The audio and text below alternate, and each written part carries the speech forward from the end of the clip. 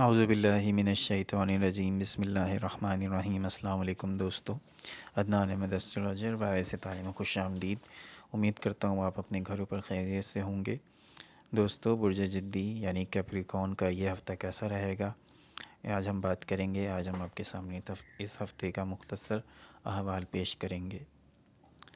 دوستو، ویڈیو کا باقاعدہ آغاز کرنے سے پہلے ہمارے چینل کو آپ ضرور سبسکرائب کر دیں اور بیل آئیکن کو بھی ضرور پریس کر دیں تاکہ آپ بر وقت ہماری ویڈیوز کو دیکھ سکیں۔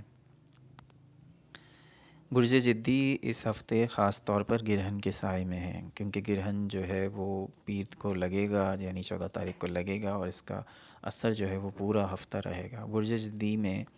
برج جدی کے حامل افراد اس ہفتے پرانے دوستوں سے رابطے کریں گے۔ ان کے رابطے نہیں بھی کریں گے تو ان کے رابطے ہو جائیں گے، اور پھر جس کی وجہ سے آپ کو وقتی طور پہ ٹینشن ریلیز کرنے کا موقع ملے گا، کہ چونکہ جب انسان باہر نکلتا ہے، میل جول کرتا ہے، دوستوں سے ملتا ہے، تو تھوڑی ٹینشن انسان کی کم ہو جاتی ہیں۔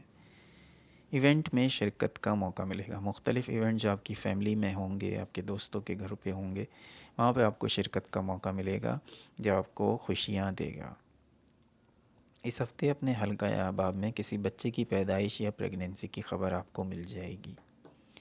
گھر کے کسی فرد کی طبیعت خراب ہو سکتی ہے، جس کی وجہ سے آپ کے اخراجات میں اضافہ ہوگا، کیونکہ جب خرچہ ہوگا یا طبیعت خراب ہوگی تو ڈاکٹر کے پاس بھی لے جانا پڑے گا، اور جب ڈاکٹر کے پاس لے جانا پڑے گا تو لازمی بات ہے خرچہ ہوتا ہے۔